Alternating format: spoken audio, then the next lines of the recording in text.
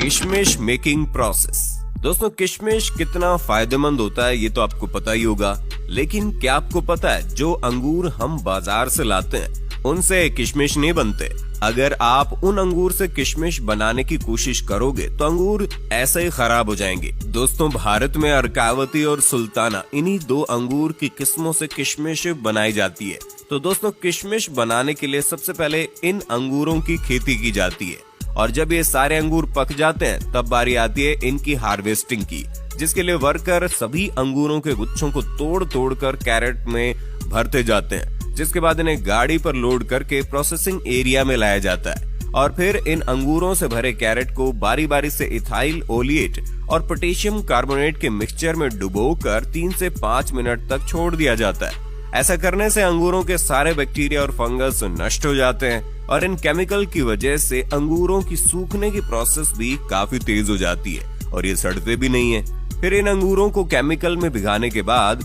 इन्हें सुखाने के लिए एक जालियों का सेट बनाया जाता है और इन जालियों पर अंगूरों को अच्छी तरह फैला दिया जाता है। अंगूरों पर डायरेक्ट धूप लगने से खराब हो जाते हैं, इसलिए इन जालियों के रूम को छायादार बनाया जाता है और फिर इन अंगूरों को 10 दिन सुखाने के बाद ये सल्फर प्रोसेस के लिए रेडी हो जाते हैं, जिसके लिए इस जालीदार रूम को पूरी तरह से पैक कर दिया जाता है ताकि सल्फर का धुआं बाहर ना जा सके। उसके बाद रूम में थोड़ी थोड़ी दूरी पर गड्ढा करके उसमें भूसे को डालकर उस पर सल्फर पाउडर डाल दिया जाता है और फिर सल्फर को जलाने के लिए उस पर जलता हुआ कोयला डाल देते हैं। ऐसा करने से रात भर सल्फर का धुआं अंगूरों पर लगता रहता है, जिसकी वजह से अंगूर तेजी से सिकुड़ने लगते हैं और इसके बाद अगले दिन इस रूम को खोल दिया जाता है और फिर अंगूरों को 4 से 5 दिन सूखने के लिए छोड़ दिया जाता है और जब सभी अंगूर सूख कर पूरी तरह से किशमिश बन जाते हैं तो इन किशमिश को निकाल कर कैरेट में भर लिया जाता है। इसके बाद इनकी सफाई करने के लिए इन्हें प्रोसेसिंग फैक्ट्री में लाया जाता है। फैक्ट्री में लाने के बाद सबसे पहले किशमिश को क्लीनिंग मशीन में डाला जाता है, जहां ये किशमिश कन्वेयर बेल्ट की मदद से जब वाइब्रेटिंग मशीन तक पहुंचते हैं तो ये मशीन अपने आप वाइब्रेटिंग सिस्टम की मदद से किशमिश में मौजूद डंडियों और कचरों को अलग कर देती है